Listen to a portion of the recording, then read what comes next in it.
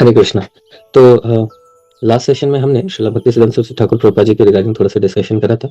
उससे पहले के सेशन में हम लोग थोड़ा सा जो आमुख है वो पढ़ रहे थे। पृष्ठभूमि हमने थोड़ा सा समझा कि भगवान ने एक तो हमने ये भी समझा था कि क्यों श्रीला प्रभुपाद जी ने ये जो पूरी भगवत गीता है उसको श्रीला बलदेव विद्याभूषण जी को ही समर्पित क्यों करी, और भगवत गीता के क्वालिफिकेशन के रिगार्डिंग हमने समझा था कि क्यों भगवत गीता पढ़ने के लिए क्या क्वालिटीज इंपॉर्टेंट है, क्यों भगवान ने अर्जुन को ही चुना।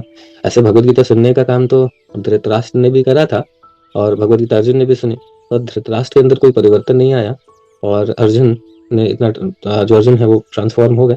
तो सही एटीट्यूड के साथ अगर हम भगवत गीता को पढ़ेंगे समझेंगे, कई बार हमारा अगर ऐसा अगर इंटेंशन हो जाता है कि जस्ट स्कॉलर बनने के लिए, तो फिर बहुत ज़्यादा मतलब वही इन्फॉर्मेशन तो कलेक्ट हो जाएगा बट ट्रांसफॉर्मेशन नहीं आएगा।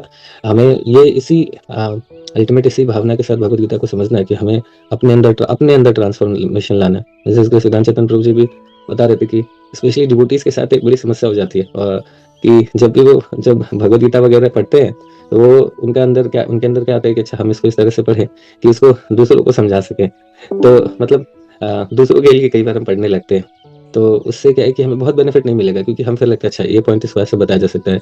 बट हम जब पढ़ रहे हो तो हमारा फोकस ये होना चाहिए कि हमें इसको अपने जीवन में उतारना है ना। तो ये इस अंडरस्टैंडिंग के साथ हमें पढ़ना है, और 3 क्वालिटीज बेसिकली हमने थोड़ा डिस्कस करा था। एक तो एम्पैथी होनी चाहिए, और जो भी भगवद गीता को समझने के लिए हमने क्वालिटीज देखी थी पांडवों के अंदर, द्रौपदी महारानी के अंदर, कुंती महारानी के अंदर। तो क्यों भगवान ने उनको ही चुना, अर्जुन को क्यों चुना, तो उनकी क्वालिटीज के विषय में हमने डिस्कस करा था। और 3 चीज हमने बेसिकली 3 इंपॉर्टेंट क्वालिटी को पॉइंट आउट करा था। एक तो ह्यूमिलिटी, एक एम्पैथी है ना, और तीसरा था ग्रेटफुलनेस। तो ये 3 क्वालिटी होनी बहुत आवश्यक है, और हमने ये तीनों क्वालिटीज को पांडवों के एग्जाम्पल के माध्यम से समझने का प्रयास किया था कि कैसे ये 3 क्वालिटीज वो लोग एग्जिबिट कर रहे हैं, है ना, इसीलिए भगवान ने उनको चुना था। तो बहुत important point Prabhupada ji last में भी बोल रहे हैं कि हमारा प्रयास है, अगर कोई एक व्यक्ति भी भगवान की भक्ति कर सकता है, कर पाएगा इस भगवत गीता, तो हम सोचेंगे कि सफल हो गए। तो इसको विनम्रता है ना, कितने हम्बल है श्रील प्रभुपाद जी, इसे हम देख सकते हैं कि ठीक है कुछ भी अगर एक भी व्यक्ति हो गया तो चलेगा ऐसा करके। देखिए एक जो भगवत गीता के साथ बहुत एक बड़ी समस्या देखने को मिलती है, जब भी जो लिसनर है या फिर जो भी भगवत गीता को एक्सप्लेन करते हैं, तो ये जो हमने डिस्कस करा था कि ट्रांसफॉर्मेशन नहीं होने का रीजन सबसे बड़ा क्या है कि भगवत गीता में हमें ये तो सबसे पहले एक्सेप्ट करना होगा कि जो बोल रहे हैं वो भगवान कृष्ण बोल रहे हैं। और ये कई बार इसको क्या है ना, इस तरीके से लोग सोचते हैं कि ये तो एक जस्ट ऐसा भगवत गीता करके कुछ हुआ नहीं था, जस्ट एक रिप्रेजेंटेशन है कि ये जो 5 पांडव हैं, 5 इंद्रियां हैं और मन है, ऐसा करके तो हम इस तरीके से कुछ कुछ बोल देते हैं। फिर ये भगवान एक्चुअली भगवान नहीं बोल रहे हैं, ये अंतरात्मा बोल रही है, हमारे अंदर भी है, और भगवान का शरीर अलग है, आत्मा अलग है। तो वास्तव में देखा जाए तो ये सारा जो डेफिनेशन है जिसमें हम भगवत गीता को तो एक्सेप्ट करना चाहते हैं, बट क्या है कि भगवत गीता बोलने वाले जो भगवान है, भगवान बोल रहे हैं कि मुझे just surrender into me, but हम भगवान को भगवान के रूप में एक्सेप्ट नहीं करना चाहते हैं एक्चुअली। और ये जब तक हम भगवान को ये नहीं समझेंगे कि भगवान is the supreme Lord only, तब तक हम भगवत गीता को सही मायने में समझ नहीं पाएंगे। ये समझना होगा कि जो बोल रहे हैं ये स्वयं भगवान बोल रहे हैं, हमारे लिए बोल रहे हैं। और बट ये क्यों ऐसा नहीं कर पाते, बिकॉज ऑफ द्वेष, है ना।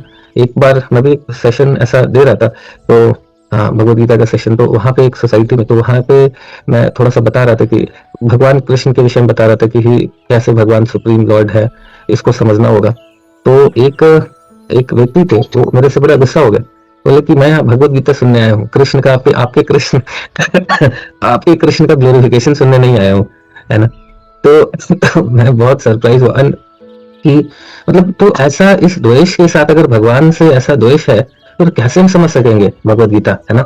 उसी तरीके से एक बार मैं एक कोचिंग इंस्टीट्यूट में पढ़ता था, तो वहां पे एक व्यक्ति एक टीचर थे, मतलब टीचर थे, तो उन्होंने बताया कि किसी ने उनको भगवत गीता दे दी, हमारे किसी डिवोटी ने दे दिया होगा, है ना। तो उन्होंने सीधा 10वां चैप्टर खोल लिया, और 10वां चैप्टर खोल लिया और उसके बोल रहा है कि भगवान क्या मजाक बना के रखे हुए, है ना। बोल रहे ये भी मैं हूँ, वो भी मैं हूँ, ऐसा भी मैं हूँ, वैसा भी मैं हूँ, है ना।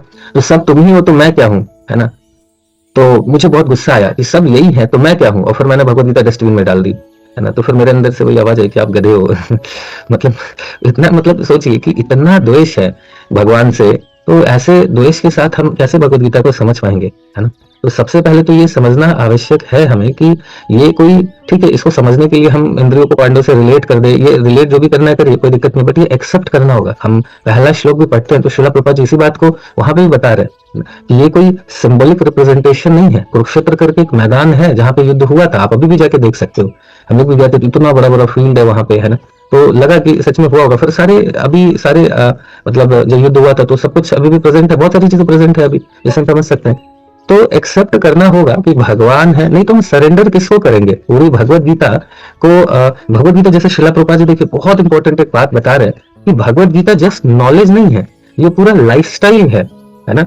श्रील प्रभुपाद जी ने सिर्फ हमें भगवत गीता का ज्ञान, ऐसा नहीं है कि जस्ट एक नॉर्मल ज्ञान दे दिया, ठीक है इसको ले लो। उस ज्ञान को प्रैक्टिस, ये बहुत महत्वपूर्ण बात है कि हम मतलब श्रील प्रभुपाद जी का जितना भी आभार व्यक्त करें वो कम है, क्योंकि श्रील प्रभुपाद जी ने जस्ट वो नॉलेज देकर हमें छोड़ नहीं दिया, है ना। श्रील प्रभुपाद जी ने उस नॉलेज देके उसको प्रैक्टिस करने के लिए ही ये सारे सेक्टर्स बनाए हैं, समझ रहे हैं। श्रील प्रभुपाद जी ने जस्ट ऐसे नहीं कि नॉलेज दे दिया और छोड़ दिया। अभी आप देखो प्रभुपाद जी यहाँ पे भी बता रहे हैं ना कि ये सारा जो सेटअप करा है प्रभुपाद जी ने इस्कॉन के रूप में, वो वास्तव में क्या है, भगवत गीता के ही तो ज्ञान को प्रैक्टिस करने का है। हम भक्ति में आते हैं, थोड़ा बहुत आते हैं, और ये इनिशियल लेवल पे ही थोड़ा प्रीचिंग शुरू कर देते हैं, है कि नहीं। सब हम लोग बिल्कुल देखा जाए तो हम किसी लायक नहीं है, बट फिर भी हमें प्रीचिंग का अवसर मिल जाता है कुछ ना कुछ, चाहे वो बुक डिस्ट्रीब्यूशन के माध्यम से हो, है ना, या जो भी तरीके से हम कुछ ना कुछ तो करते ही रहते हैं प्रचार में। तो प्रभुपाद जी ये हमें अब सोचिए, भगवान की सेवा में तुरंत एंगेजमेंट का मौका मिल जाता है। वो एंगेजमेंट जो कि करोड़ों मतलब लक्ष्मियां वैकुंठ में, है ना, खड़ी हैं कि कैसे करके लाइन में लगा के खड़ी रहती है कि भगवान की सेवा का अवसर मिले, और नहीं धूल वूल रहता है फिर भी झाड़ू मारते रहते कि कुछ तो सेवा मिल जाए। एंड हम जैसे जीवात्माएं, है ना, मतलब जस्ट सोच के देखे कि हम भक्ति में आने के पहले क्या कर रहे थे, तो और अभी क्या कर रहे हैं। अभी भी ऐसे एक्शन तो बदला है, चेतना तो बहुत ज्यादा नहीं बदली है, लेकिन एटलीस्ट एक्शन भी बदल रहा है, तो बहुत बड़ी बात है। लेकिन कई बार हमें लगता है कि मतलब अभी कई बार अपने आप को देख के नहीं लगता, बट सामने वाले को देख के कई बार लगता है कि अरे भक्ति कर रहे हैं, है ना, बट अभी भी इनका जो स्वभाव है वो ऐसा ही है। बट समय लगेगा, क्योंकि एक्शन बदलना भी इतना इतना आसान नहीं है। अभी एक्शन बदला है, धीरे धीरे करते करते चेतना भी बदलेगी, है ना। तो बट ये सोचिए कि हमारा वैसा भाव भी नहीं है, फिर भी प्रभुपाद जी ने ऐसा सिस्टम, ऐसा सेटअप दिया है ना, कि हम वो सारी सेवा करना शुरू कर देते हैं, है ना। भगवान बोल रहे ना, मेरे उससे प्रिय कोई नहीं है जो इस कॉन्फिडेंशियल नॉलेज को बता रहा है। तो हमको प्रभुपाद जी ने कैसा अवसर दिया है कि तुरंत हम उनके भगवान के प्रिय बन सके, है ना। ये जो सारा सेटअप श्रील प्रभुपाद जी ने दिया है, ये इसीलिए तो दिया है कि हम भगवत गीता को प्रैक्टिस कर सके अपने जीवन में, है ना। ये बहुत महत्वपूर्ण पॉइंट है, वही प्रभुपाद जी बता रहे हैं। और ये सारा प्रयास, सारा इस्कॉन, सब कुछ इसीलिए है, ये सारा प्रचार, सारा भक्ति उत्साह, है ना, यूथ प्रीचिंग, ये सब वास्तव में हमारे खुद के लिए है ना, दूसरों के लिए नहीं। उनको तो जब देना होगा भगवान दे देंगे भक्ति, लेकिन ये हमारे खुद के लिए, ये सब हम जब सेवाओं में लगते हैं तो सेवा में लगने का एक ही पर्पस है ना, कि हमें एंगेजमेंट मिलता है, हमारा प्योरिफिकेशन होता है, जो चीज हम सीख रहे हैं उसको प्रैक्टिस करने का अवसर मिलता है। इसलिए बहुत सारे चैलेंजेस आते हैं जब भी हम सेवाएं करते हैं, तो इन्यूमरेबल प्रॉब्लम्स आएंगे, चैलेंजेस आएंगे, क्योंकि एक्शन तो हम कर रहे हैं बट अभी तक वो कॉन्शियसनेस का ट्रांसफॉर्मेशन नहीं हुआ है। लेकिन क्या होगा कि जब हम करते रहेंगे और उसमें जब चैलेंजेस आएंगे तब भी करते रहेंगे, तब भी लगे रहेंगे, तो फिर क्या होगा, ग्रेजुअली हमारी चेतना में भी परिवर्तन होगा, है ना। तो यही सबसे महत्वपूर्ण पॉइंट है अभी हमने डिस्कस करा। एक तो भगवान को समझना कि वो जस्ट कोई सिंबॉलिक रिप्रेजेंटेशन नहीं है कि हम कोई कुछ बोल रहा है, कोई भगवान ही बोल रहे हैं, उनको ही सरेंडर करना है, उन्हीं की सेवा करनी है ना। अपने मन पे, अपने सेंसेस की सेवा तो नहीं करनी है, भगवान की ही सेवा करनी है। कैसे करनी है उसके लिए पूरा सेटअप है जो प्रभुपाद जी ने हमें दिया है। तो इस बात को हमें थोड़ा सा समझना होगा, तो हम भगवत गीता को समझ पाएंगे, ठीक है। तो जैसे हमने मन मना बद्ध और सर्वधर्मान परित्याज्य, जब इसके विषय में चर्चा करा था कि ये दो जो श्लोक है, ये श्लोका इज अल्टीमेट मतलब कंक्लूजन है ना। इसको जिसने समझ लिया वो वास्तव में फिर भगवत गीता को समझ लेगा, है ना। अग्निमित्र प्रभु जी, यस प्रभु। हरे कृष्ण प्रभु, आवाज आ रही प्रभु? आ रही हरे कृष्ण प्रभु। प्रभु जी एक चीज पूछना था, ये जो मतलब क्या हृदय में अगर भौतिकता बना हुआ है तो वो विशुद्ध सत्व नहीं है, वो कहीं ना कहीं तमो और रजो भाव का वो रिप्रेजेंटेटिव है क्या प्रभु? एक बार फिर से रिपीट कर। जैसे प्रभु हृदय में हैंकरिंग हो मटेरियल चीजों के लिए या फिर नाम के लिए, पद के लिए, प्रतिष्ठा के लिए, तो क्या तमो और रजो भाव का ही रिप्रेजेंटेटिव है और विशुद्ध सत्व में नहीं आएगा? विशुद्ध सत्व में कैसा है प्रभु जी? विशुद्ध सत्व में तो ये सारी चीजें तो विशुद्ध सत्व में तो नहीं है ना। विशुद्ध सत्व में अभी हम लोग पढ़ रहे हैं ना, श्रील प्रभुपाद जी बता रहे कि अल्टीमेट गोल तो यही है, समझ जाना कि हम क्या है, जीवेर स्वरूप कृष्ण तो नित्य दास। विशुद्ध सत्व में तो हमारी यही पहचान है। तो हम अगर दास हैं, अगर हम इस बात को समझ लें, तो फिर किस बात का प्रतिष्ठा, किस बात का पद है ना। दास का तो एक ही पद है कि वो सेवक है। हम जैसे कई बार हमें कोई कुछ बोल देता है तो हम बुरा मानते हैं, है ना। बुरा मानते हैं मतलब कि हम पूरी तरीके से अपने आप को दास नहीं समझे हैं। जब दास समझ लेंगे तो फिर मालिक तो कई बार कुछ भी बोलते हैं, है ना। तो वही है कि अल्टीमेट एब्सोल्यूट ट्रुथ तो यही है एक जीवात्मा के लिए, कि उसको यही समझ लेना है कि वो क्या है, भगवान का दास है ना। तो विशुद्ध सत्य में तो यही अच्छा प्रभु जी, पढ़ने से ये सब चीजें रिवील होगा या फिर ये अनुभव में उतरता है सब चीजें, जैसे चैंटिंग करते करते, भक्ति करते करते धीरे धीरे? क्योंकि अभी तो कुछ ऐसा अनुभव होता नहीं, अभी तमोभाव भी उसी तरह से दिखता है, रजोभाव भी दिखता है अंदर। हाँ, ये अच्छा पॉइंट आपने बोला प्रभु। देखिए भगवत गीता, जैसे अभी भी मैं पढ़ रहा था कि भगवत गीता क्या है ना, सिर्फ पढ़ने से नॉलेज आएगा, बट साथ साथ में एक तो नाम जप बहुत आवश्यक है। इसके साथ साथ जब मैंने भी जब भगवत गीता पढ़ी थी, जब मैं माला नहीं करता था तो पढ़ा, तो मुझे मोस्ट इम्प्रैक्टिकल बुक लगा इसका कुछ मतलब ही नहीं है, पता नहीं बिना सिर पैर के क्यों लिख दिया गया और इसको लोग इतना क्यों इम्पोर्टेंस देते हैं। तो जब माला नहीं कर रहा था तो लगा कि सच में समझ में नहीं आया, बहुत थोड़ा बहुत ही समझ में आ रहा था। फिर 2 राउंड करना शुरू किया तो थोड़ा अंडरस्टैंडिंग डिफरेंट थी, 4 पे अलग थी, 16 पे अलग थी। तो एक तो नाम जब भी हम जैसे करेंगे तो वैसा भी हमारे रियलाइजेशंस बढ़ेंगे। एंड तीसरा, सेवाएं भी बहुत अफेक्टेड होती है। एक बहुत सीनियर डिवोटी है तो वो बता रहे थे कि जो सेवाएं कर रहे हैं वो जब पढ़ेंगे भगवत गीता, कई बार हमारे डिवोटीज के साथ ये होता है कि सेवाओं के चक्कर में उनको पढ़ने का ही समय नहीं मिलता है, लेकिन जो सेवाएं कर रहे हैं, सेवाओं में लगे हुए हैं, वहां पे थोड़ा खून पसीना निकाल रहे हैं, उनको रियलाइजेशंस तुरंत आएंगे। एक एक सेंटेंस पढ़ते ही उनको तुरंत हिट करेगा। क्या है ना प्रभु कि देखिए, हृदय शुद्ध होना, जितना जितना शुद्ध होता जाएगा उतना हम समझ पाएंगे, उतनी हमारी अंडरस्टैंडिंग क्लियर होती जाएगी। और जब हम सेवाओं में लगते हैं तो सेवाएं कभी नॉर्मली तो होती नहीं है ना। ईगो क्लैशेस होएगा सब, तो ये सारा चीज क्या होता है, ईगो क्लैशेस, ये सब हमारे हृदय को ही तो शुद्ध करता है। ये सारा जब हमारे हृदय शुद्ध होता जाएगा, थोड़ा नाम जब से शुद्ध होएगा, है ना, और थोड़ा हम सेवाएं कर रहे हैं उससे थोड़ा सा फॉल्स ईगो शुद्ध होगा, तो जब हम पढ़ेंगे तो हमें तुरंत हिट करेगा, तुरंत रियलाइजेशन आएंगे। इसीलिए इसके साथ साथ भगवत गीता को समझना है तो नाम जप और ये भी आवश्यक है प्रभु। कुछ सेवा में थोड़ा खून पसीना निकाले हम, है ना, थोड़ा प्यूरिफाई करें। एक्चुअली जब हम ऐसा करते हैं ना प्रभु, तो क्या होता है कि सिंसियरली, जैसे शिला प्रपात या गुरु परंपरा, है ना, सिद्धांत चेतन प्रभु जी की बात करें तो उनके जीवन में और कुछ नहीं है। उनके जीवन में बस एक ही चीज है कि कैसे भी करके उनके गुरु को असिस्ट करना उनकी सेवाओं में। तो प्रभु जी जैसे शुद्ध भक्तों का उनका यही लक्ष्य होता है कि कैसे हम अपने गुरु को असिस्ट करें। तो हम somehow or other जब प्रयास करते हैं, है ना, असिस्ट करने का भक्तों को भक्ति में, प्रभुपाद जी के इस मिशन को, चाहे वो बुक डिस्ट्रीब्यूशन जिस भी माध्यम से हो, तो हम जब उनको असिस्ट करते हैं तो फिर वो हृदय से उनके प्रार्थना निकलता है। उनको असिस्ट करने का तो ऐसा भी नहीं है कि डायरेक्टली हम उनको रिपोर्ट कर रहे हैं तभी असिस्ट कर रहे हैं, जिस भी तरीके से हम करें, है ना। जैसे बुक डिस्ट्रीब्यूशन हमारे ग्रुप में विश्वदीप प्रभु देख रहे हैं, तो हम बुक डिस्ट्रीब्यूशन में प्रभु जी को भी असिस्ट कर रहे हैं। इट मीन्स कि we are assisting Prabhu ji, Vedant Chetan Prabhu, we are assisting Maharaj, we are assisting Shila Prabhupada, we are assisting all guru parampara. तो हम किसी भी तरीके से सेवा कर रहे हैं, है ना, तो वो इट मीन्स कि वी आर असिस्टिंग। तो ये जब ऐसा हम करते हैं तो देन फिर क्या है, जैसे एग्जांपल के लिए सभी डिवोटीज ने मिलके बुक डिस्ट्रीब्यूशन किया, जो भी 11-12 हजार हमारा बुक डिस्ट्रीब्यूशन हुआ। अभी बुक डिस्ट्रीब्यूशन इतना हुआ तो फिर इस सिद्धांत चैतन्य प्रभु जी ने जब देखा कि महाराज जी की सेवा, गुरु परंपरा की सेवा, प्रभुपाद की सेवा में हमारे सारे डिवोटीज ने मिलकर 12,000, तो फिर वो उन्होंने, अगर किसी ने एक बुक भी वितरण किया होगा तो प्रभु जी ने तो जो प्रार्थना करी होगी वो उसके लिए भी करी होगी। भले प्रभु जी को नहीं पता कि किसने क्या क्या करा है, लेकिन ये टोटल नंबर जो था जिसको वो अपने महाराज, अपने गुरु, अपने प्रभुपाद को ऑफर कर पाए, तो उनके हृदय से वो प्रेयर निकलेगी ना, एक एक व्यक्ति के लिए। तो यही वास्तव में हमारा एसेट है। जब इस तरीके से हम हमारे लिए प्रार्थना वैष्णव करेंगे, है ना, डिवोटी जब प्रेयर करेंगे तो वही वास्तव में हमारा एसेट है। ठीक है प्रभु। अच्छा प्रभु जी, एक चीज और पूछना था। ये प्रभु जी, सुकृति और अपराध करके एक टर्म होता है। तो क्या अपराध, एक अपराध होता है शब्द से कि किसी को आप बोल दिए ऊपर नीचे करके कुछ ऐसे, या डांट टपट दिए, और एक अपराध प्रभु जी होता है मन से अपराध करना, कि उनको बोले नहीं पर अंदर ही अंदर गाली गलौज किए जा रहे हैं, ठीक ना। तो क्या प्रभु अपराध सुकृति से भी भक्ति इधर उधर होता है क्या?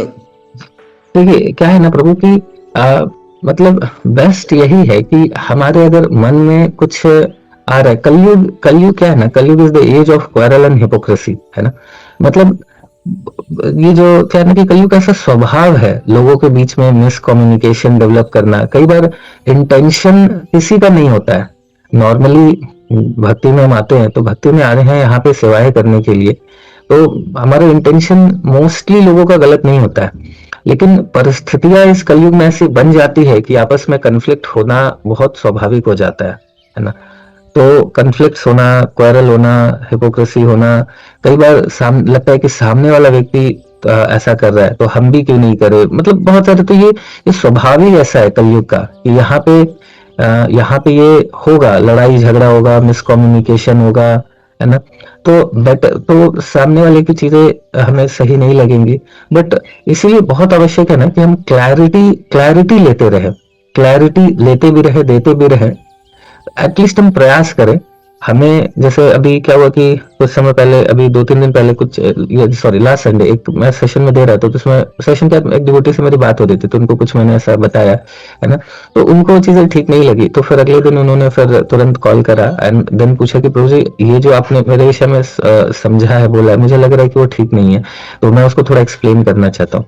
तो ये बहुत इंपॉर्टेंट है ना, क्योंकि ये जो युग है वो ऐसा ही है, आपस में मिसकम्युनिकेशन होगा ही होगा।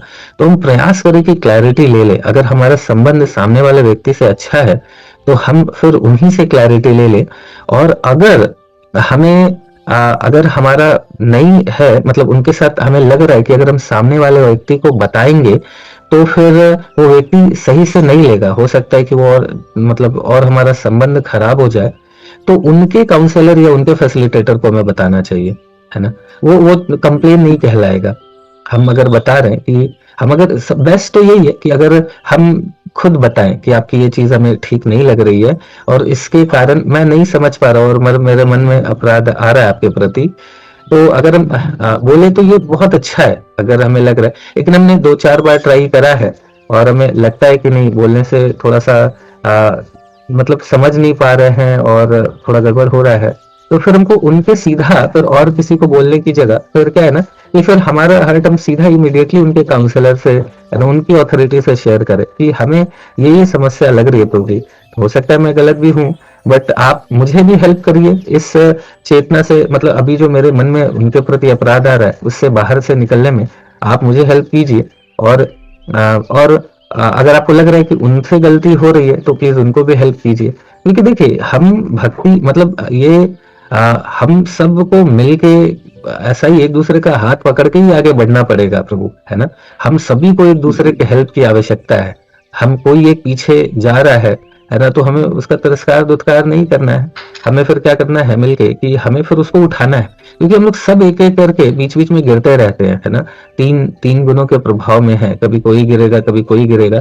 तो कोई व्यक्ति अगर गिर रहा है तो हमारी फिर रिस्पॉन्सिबिलिटी बन जाती है कि हम सब मिलके उसको उठाएं, है ना। यही, और ये जब हम ऐसा करते हैं ना, सब एक दूसरे को हाथ पकड़ के चले, कोई थोड़ा नीचे गिर रहा है उसको ऊपर उठाए, हम गिर रहे कोई और ऊपर उठाए, तो इस तरीके से हम सबका जो भाव एक दूसरे को हेल्प करना होगा कि कैसे हम सब मिलके सुंदर तरीके से भक्ति करें, है ना। और जब ऐसा हम करेंगे ना तो सबसे ज्यादा हमारे गुरु परंपरा प्रसन्न होती है। जब हम सबको लेके चलते हैं तो बहुत प्रसन्न होती है।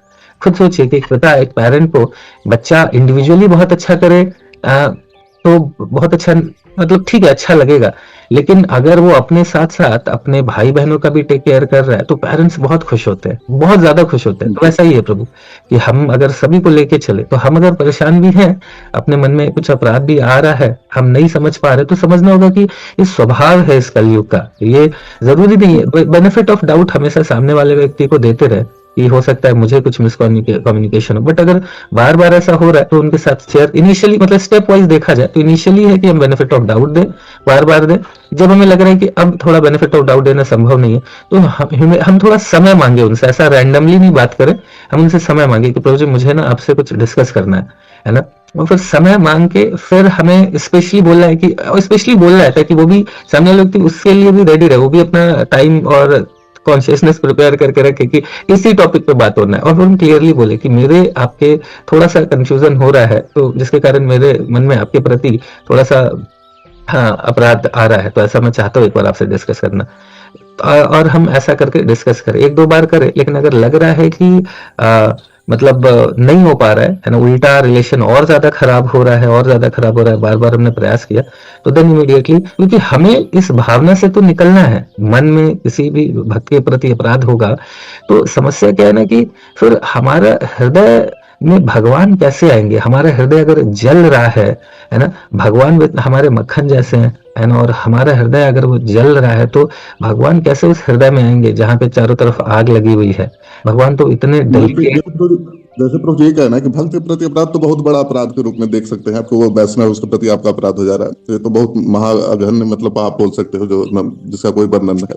और जैसे प्रभु गीता में भगवान कहते हैं पंडित समदर्शिन है, कि जो पंडित है उसका चक्षु इस तरह का होना चाहिए कि वो चंडाल को भी उसी दृष्टि से देखेगा और करेक्ट, करेक्ट, करेक्ट, ब्राह्मण को भी उसी दृष्टि से। तो वही करेक्ट। हम लोग का तो अपराध आम जनता पर भी होता है, तो एक तरह से महाअपराध के रूप में देखा जा सकता है उसे। देखिए प्रभु जी, बिल्कुल सही बात है कि भक्त, अभी तो देखा जाए हम किसको भक्त बोलेंगे? कोई भगवान का एक बार भी नाम ले रहा है, वो भी तो भक्ति है ना। और कई बार हो सकता है कि लोग भक्त डायरेक्टली चैंटिंग नहीं कर रहे हो, बट हमारे पेरेंट्स हो गए या किसी ने कभी हमारे साथ कुछ हेल्प किया है, तो उसके प्रति, जैसे हमने बात कर रहे हैं ना कि ग्रेटफुलनेस तो बहुत महत्वपूर्ण है ना? तो ये सारी चीजें तो किसी के भी प्रति हमें डिस्टर्ब नहीं होना है, हम कभी भी मन में नेगेटिविटी नहीं रखना है किसी के भी प्रति, कोई भी हो, किसी से भी। जैसे अगर थोड़ा सा भी द्वेष आ रहा है, हमको तुरंत अपने ऊपर वर्क करके उस द्वेष से निकलना होगा, किसी के भी प्रति आ रहा है, क्योंकि देखा जाए सब कोई भगवान के तो अंश है ही, भगवान के पार्ट एंड पार्शल है। एक चैतन्य महाप्रभु बोले ना, अगर कोई एक बार भी नाम ले रहा हो भक्त है, तो किसी के भी प्रति हम अगर, सबसे बड़ी बात है ना कि हम हृदय जला रहे हैं, किसी को भी लेके जला रहे हैं, किसी को भी, इवन हम किसी असुर को भी अपना हृदय जलाएंगे, तो भगवान कैसे रहेंगे उस हृदय में जहां पे पूरी तरह से आग लगी हुई है? तो हमें तो निकलना होगा ना उस आग से। जैसे एक, जैसे प्रभु एक चीज पूछना था कि जो ये धाम वासी होते हैं, जैसे ब्रजवासी को लोग कहते हैं साधारण हाँ, मत मानिए, ठीक ना, कि वो साधारण भी है, फिर वो भगवान के डियर मोस्ट है। और प्रभु जैसे काशी में भी सब लोकल हैं लोग, पूजा पाठ तो करते नहीं, बस ऐसे भोले भोले बाबा हैं, बाबा विश्वनाथ इस तरह का। तो इनके प्रति भी अगर अपराध होता है तो वो हम देखते हैं कि मेरा बहुत ज्यादा बिल्कुल रुचि सही खत्म हो सोच जाता रहे है हैं आप। भक्ति में, ऐसा। देखिए तो वही मैं बार बार मतलब यही चीज मैं बताने का, समझने का प्रयास करूँ कि हम सभी को इस बात को समझना है कि ऐसा, मतलब ये नहीं सोचना है कि हमें, देखिए प्रैक्टिस खत्म करना है, प्रैक्टिस खत्म करना है। आज अगर हम अपने अपने किसी के भी प्रति अपराध करेंगे, क्योंकि अपराध हो रहा है, द्वेष के प्रति मन में कुछ भी आ रहा है, आज हमारे पति पत्नी के लिए आए, बच्चे के लिए आए, किसी पेरेंट्स के लिए, किसी के लिए भी अगर आ रहा है ना, तो प्रॉब्लम है कि ये जो इमोशंस है ना, इस इमोशंस पे आज नहीं वर्क करेंगे, तो ग्रेजुअली ये सभी के प्रति आएगा। आज हम अपने घर वालों के प्रति करेंगे, कल हम काशी वाले लोगों के लिए करेंगे, तो परसों 100% ब्रजवासी के लिए भी करेंगे।